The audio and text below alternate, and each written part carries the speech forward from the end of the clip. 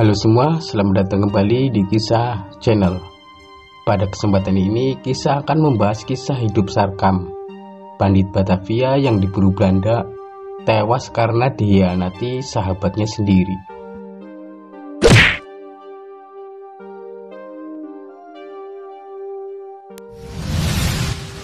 Di era kolonial Belanda, nama Sarkam tak asing di telinga kepolisian Belanda. Saat itu, Sarkam merupakan seorang bandit yang sangat diburu oleh polisi Batavia. Sarkam terkenal licin dan lihai menghindari buruan polisi. Namun kabar gembira datang bagi kepolisian Belanda. Pada September 1886, dua orang asal Banten ditangkap di Gang Pencenongan. Satu diantaranya diduga Sarkam.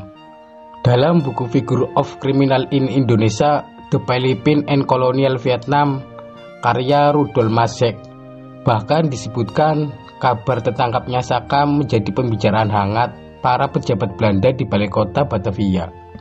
Meski mata-mata polisi mengatakan pria itu adalah Sarkam, namun saksi lainnya tidak meyakininya. Polisi kemudian meminta keterangan dari sejumlah bandit, salah satunya bandit asal Tangerang. Dalam kesaksiannya, bandit itu menyatakan pria yang ditangkap polisi itu bukanlah Sarkam. Sebab menurutnya Sarkam memiliki ilmu menghilang, karenanya tak mudah untuk ditangkap. Walau sejumlah kesaksian meragukan pria yang ditangkap itu adalah Sarkam, kepolisian Belanda tetap menahannya.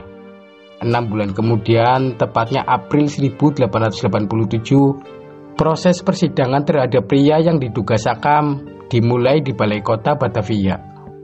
Dia langsung menghadapi 2 tuduhan pembunuhan sekaligus, sehingga kasusnya ditangani oleh Dewan Hakim.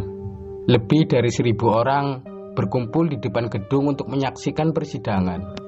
Dalam persidangan, pihak kepolisian Batavia berusaha meyakinkan Dewan Hakim bahwa orang tersebut adalah Sarkam.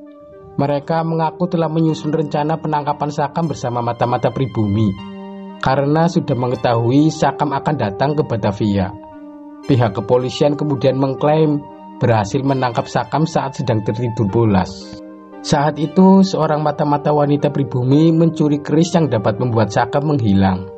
Wanita itu kemudian juga ditangkap untuk memberikan kesaksian.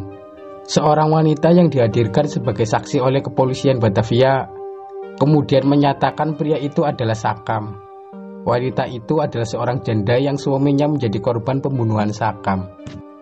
Namun pria yang diduga Sarkam itu membantah pengakuan kepolisian Batavia dan janda itu.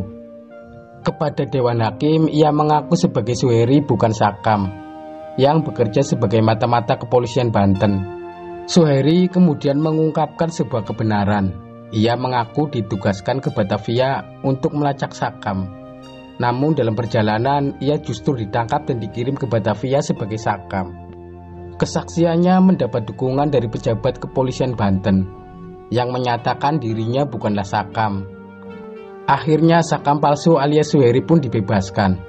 Hal itu lantas mempermalukan dan menggagalkan skenario kepolisian Batavia. Ratusan warga antusias menyambut pembebasan Suheri di depan gedung balai kota Batavia. Kala itu Suheri diperlakukan layaknya seorang pahlawan. Selang berapa lama, sejumlah koran Batavia gencar memuat aktivitas Sarkam di Banten. Bahkan sejumlah warga mengaku telah melihat Sarkam beraksi.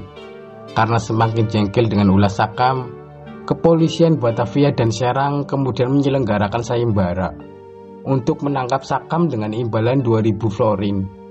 Tergiur dengan hadiah itu, salah seorang teman satu sel dan sepelarian Sarkam yang bernama Biru berkhianat. Ia memberi informasi keberadaan Sarkam kepada Bupati Serang. Biru kemudian diperintahkan membunuh Sarkam dengan cara meracuninya. Ia kemudian datang ke tempat persembunyian Sarkam dengan membawa buah kecapi yang telah dibubuhi racun. Karena tak curiga, Sarkam pun memakan buah pemberian sahabatnya itu dan langsung jatuh sakit. Sarkam kemudian ditangkap polisi pada tengah malam saat tertidur lelap. Sarkam kemudian tewas dalam perjalanan menuju Serang. Ia dihabisi di tengah perjalanan. Saat itu leher sang bandit dijepit dengan bambu kuning sampai mati.